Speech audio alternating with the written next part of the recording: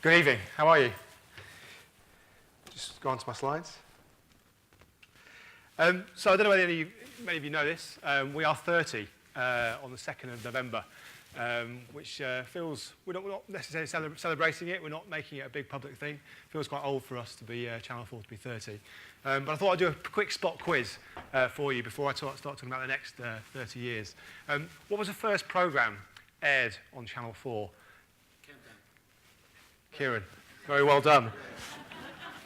I don't know whether the guy that does this can win this, but there you go. Maybe you can share this in the thing. So well done. Good knowledge, good knowledge. And it's good to know that some things over the last 30 years haven't changed. The countdown's still going strong. Obviously, Richard Whiteley's passed away, sadly. I think Carol Vorderman's pre-embalmed before she's gone that way. But we've got a nice new cast, but it's still going strong. So I think I would go back to some of the comments originally. I think TV is still an amazingly strong medium, strong ROI. But certainly, as we look forward to the next 30 years, we've got a license renewal with Ofcom at the moment. They've asked us to do a 10-year business plan starting in 2015. So that's quite a difficult challenge, and we're thinking a lot about what this means for us. So I'm not sure I'm going to really answer the question about the next 30 years. But I think we've had to change a lot as a business and as a broadcaster over that 30 years. So when we started in 1982, our airtime was sold by ITV, so my job didn't exist. And we've had to launch a raft of digital stations as we've coped with the, obviously, digital transition. I know you've got digital switchover happening very soon here. So we've launched, obviously, E4, fantastic, successful, More 4. We were the first broadcaster to launch +1 stations, which did very well for catch-up. Film 4 started as a pay proposition in the UK, didn't make any money, still not profitable, but we switched that into an advertiser-funded proposition, and it's making a lot more money now. For Music, in joint venture with Bauer, and lastly this year on the 4th of July we launched 4/7, which is a 7-day catch-up on Channel 4 main channel, which is partially scheduled through the social impact and the social buzz we get back from audiences. So the schedule's quite fluid around social buzz. And interestingly, a bit exclusive for you, we're actually launching the More 4 opt-out in Ireland from January next year. So we'll be having a More 4 opt-out to join the E4. So hopefully that'll be good news for the Irish marketplace, and you can buy bespoke advertising there. So it's not just about TV channels. We're also obviously massively investing into 4OD. I think we're the first commercial player to launch an on-demand platform, the first to do free-to-air ad-funded. We are usually first to market on new platforms, so Android, iOS, Xbox, PS3. Distribution onto new platforms is growing that platform massively. And I think with all of this, our cost of distribution are increasing massively as a broadcaster. So that's putting a lot of challenges into our business model at the moment. And then as we move forward, UView's launched in the UK, which is a kind of the next iteration of Freeview with a backwards EPG where on-demand is far more easily accessible. So there's going to be some paradigm shifts, I think, in terms of technology and the distribution of IP-enabled TV. And that's a key thing we're very focused on at Channel 4. We have got a pretty simple strategy at Channel 4. This hasn't really changed much since we launched 30 years ago. We've got a very kind of compelling remit around innovation, diversity, public service broadcasting that remains free to our viewers and completely commercially funded. We did have a bit of a dalliance a few years ago trying to get public funding.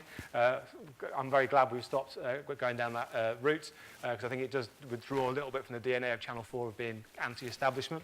But where we've evolved it a little bit is where we're trying to get to is get to know our viewers better. Because as we move out of a linear broadcast world into a more connected world, we can start to have a relationship with our viewers.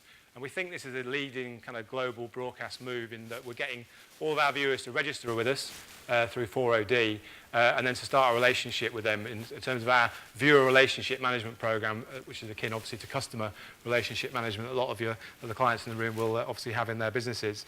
And hopefully that will help protect our business model as we go forward in the next 30 years. And all that money goes back into investing into great content because TV is absolutely all about content and it all comes back to that. If you haven't got great shows, you haven't got a business.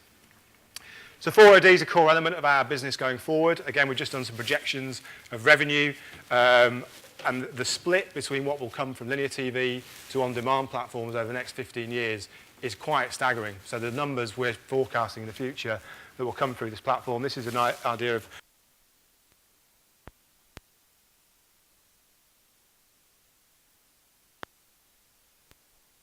in 2012. And it's been growing at about 30% a year. And again, we're anticipating 30% growth next year, particularly with YouView coming in.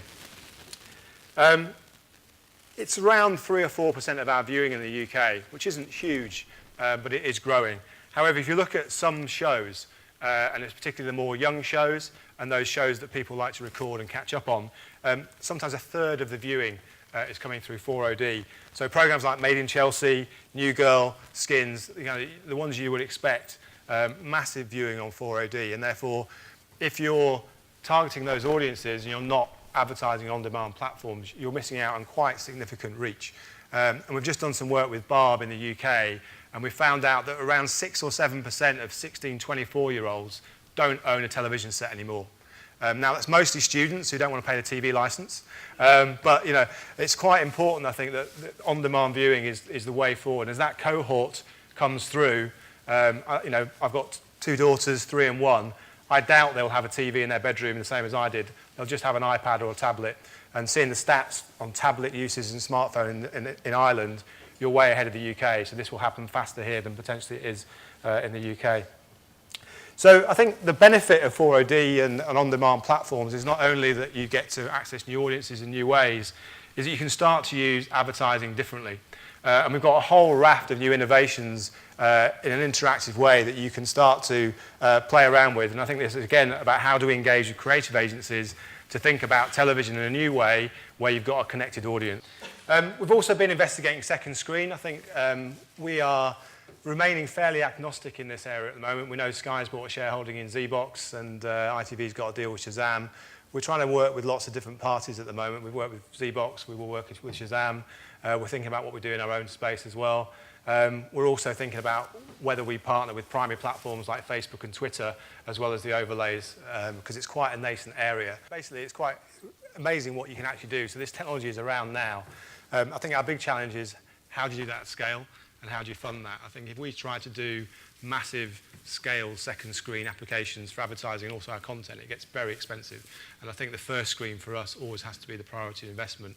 So I think what we'd like to do is probably have a more ad-funded model in the second screen space, because in the UK we're particularly regulated. I look at all the great content you do here and the great ideas you have, and I just go, the Ofcom wouldn't let us do it in the UK. So the second screen is a big opportunity for us in the UK to be as creative as you can be over here. I think another important point for us, particularly as Channel 4, we've got a very young audience, very socially active. A lot of our clients are trying to drive as much earned media from their bought media as they can. So we're working quite closely with Twitter. So we're about, I think, 40% of tweets in the evening are generated by TV content.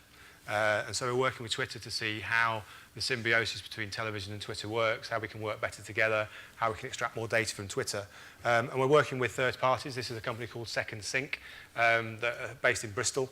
And they've got an amazing bit of software which gets really into the granular nature of social media on a second-by-second, minute-by-minute basis. They go into different programs. They give you top programs for tweets per minute, the reach, the gender, key tweets, and also influential tweeters. So they know, you know, the Stephen Fry's of this world. So when your Twitter activity is getting huge reach. And I think this is an area where I think this is around programs at the moment, but if we move into brand space, how can we drive more earned media from our bought media is an important aspect we're looking at. We're also kind of, as Channel 4, as I said, driving this VRM program. We want to have a deeper relationship with our viewers. Channel 4 brand in the UK and hopefully Ireland has got a real connection with its audience. And therefore, we think if we understand our viewers better, we'll be able to personalise their experience, particularly on connected platforms. We'll understand what they like. We can recommend things and obviously personalise that experience for them. Importantly, that's good for our marketing. Hopefully, it's good for our viewing. But more importantly, it's important for advertisers because we think if we understand our audiences better, we can pass that knowledge on to you through data and hopefully enhance our targeting capability massively. So you can start to use television in the way you use DM, Facebook and Google, and it's not all about big broadcast. You have a choice, and you can use TV in a way. Now, I think the important thing for us as a public, kind of public service broadcaster is the use of data, and the holding of data is a particularly difficult subject. I think we have to be very careful about how we approach this. So in our first year, we've got over 5.5 million registered users now, which is fantastic from a base of 0. We get about 10,000 registers a day, about 100,000 in a good week. Importantly, 60% of those registered users are actually logged in when they're watching. So we have a live panel of around 3 million people, and we know who they are, what they're watching, and what else we can do for them. A third of UK 16-24-year-olds are registered with Channel 4 already. So this is a huge database that we can also use for insight and research. We've got a panel called Tribes. We're going to overlay the tribe segments on this panel, and then you can target those tribes as opposed to demographics in the future. In terms of marketing, around half of viewers who are registered have said they watch more Channel 4 as a result of being a member of us. And also we send out weekly emails which have great open rates, but also drive directly to 4OD viewing. So it's a huge, great way of us making our marketing more effective, and as that gets more expensive and more difficult to cut through in a very competitive environment, it's a very valuable thing to have. But for advertisers, what this enables us to do, I think simply, in the first stage we can start to do very clear demographic targeting that's based on a very robust base, as opposed to the genre targeting that's been historic in VOD. We're also looking at behavioural targeting, so looking at people's previous web behaviour in the previous 4 weeks. So you can target car buyers, insurance buyers, all those kind of things. We're actually merging client databases with our databases, so we can look at high-value customers, long lifetime value customers with propensity modelling. So you can bring some CRM and DM techniques into your TV advertising from a 4AD perspective. We're also working with certain loyalty card providers, which allows us, going back to the ROI point, I think, econometrically TV's very well proven, but we're now moving to single source effectiveness studies where when you're on 4OD, we can actually track that right through the database into the loyalty card to see who's bought. And we've done 2 or 3 case studies with some FMCGs where we've seen ROIs of 2 or 3 to 1 and uplift of sales of 6 or 7%. So the whole new area of data connectivity we think is pretty important. And I think really, I would say, I think we talked a lot about TV and digital and convergence. I think we think that the combination of television, IP connectedness, and data is going to be an incredibly powerful combination because you're taking the best from both worlds. And as a result, we think TV share, or AV share, as it's probably better known as in the future, will actually grow as a proportion of the total ad cake because of this combination of all these great things. And I think we're investing a huge amount of money in this. It's probably not at the scale it will be in 15 years' time. But if you are willing to kind of learn and test and invest in these kind of studies and doing new things, we're obviously open to that. That's it.